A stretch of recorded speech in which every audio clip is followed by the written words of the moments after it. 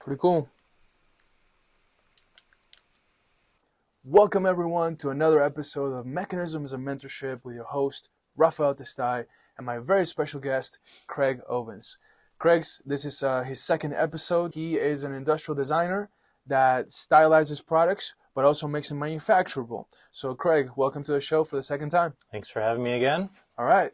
So today we're going to talk about this gaming accessory that we have in front of us. It holds the controller, the video game controller, and for the gaming device. So Craig, what was the criteria given to you that led you to this design solution? What is it that because you didn't do the controller, you did the black part, right? On top. Right. So it had to hold a controller and this gaming device, right?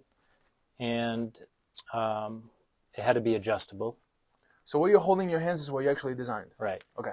So this is the device, basically bridges between the controller and the gaming device. So it's going to be handheld, and it also needs to stand on its own as well. So if there were two people playing, they could just set it up like that. Whoops, missed.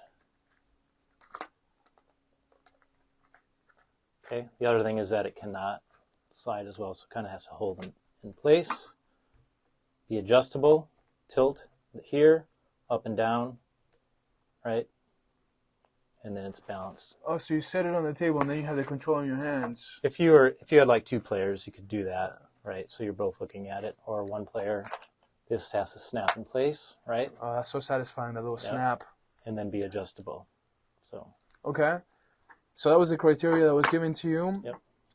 What led you to this design direction? So basically, you start putting these things in place.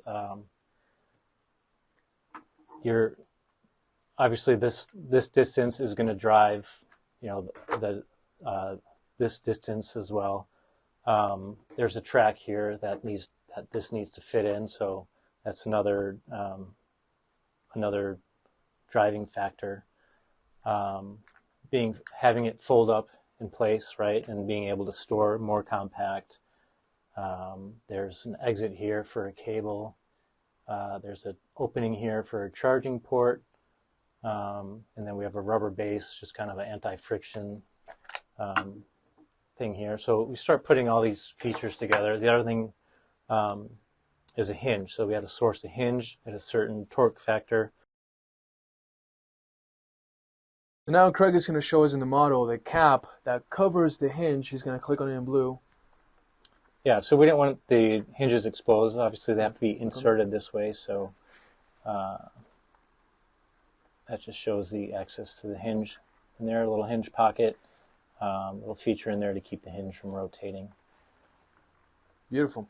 Well, you talked about that the tooling on this product to get the features you wanted was a complicated task. It was a challenge because, of course, we want to create this part and be manufacturable and meet a certain design criteria, all the design factors.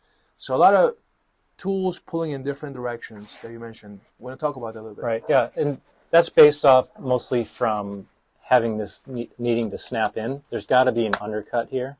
So how do we make that undercut? So I made the parting line right down the middle here. You guys can see that. So this is the parting line right down this center plane here. And again, let's see. This is all done in the master. But I have this side, which is made in one direction, right? So everything pulls this way and that way. That also allows me to pull the hinge in that direction, okay? But then here's another undercut here. So when I'm pulling things from the midplane here out that direction, this becomes an undercut. So now I have another tool coming from the top, right, to make this inside feature here, these inner surfaces, as well as these inner surfaces, right? So the tool shuts off on that hole there, right? And then I have this opening here, right? So I have a lot of different pulls, I have side to side, top to bottom, and then one out the front here. to get the exit for the charging cable. So it's a very complicated part, but knowing what is possible in manufacturing and in tooling, knowing all this, I can create this part. So let's take it back from the very beginning and let's learn from an industrial designer pro that uses SolidWorks all the time. How do you start a model?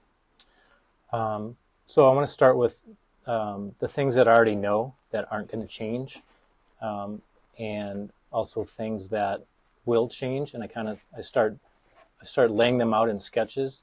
Like I know it needs to go around the profile of this controller. So I start with that profile, right? So it's right. So I know what that profile is. So I design that.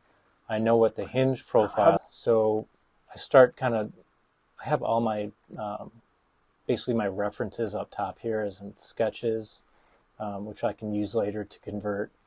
I want to position this in the right spot. So I kind of lay out. I lay out all the knowns, so I know where the speaker is on here. So I need to make clearance for that.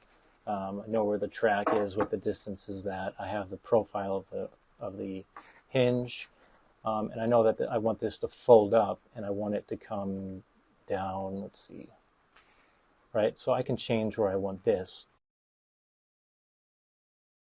Wrapping up the interview here, Craig, any advice for recent college graduates, industrial designers, people that want to follow your career path? Look at products. Maybe you have some old products that, before you throw them away, take them apart. Like, look at how things are made. Look at all the different features. Look how things are assembled together. Craig, I really appreciate our conversation today. Yep. Thank you for sharing everything with our audience. Rafael Testai, Craig Owens. Until next time.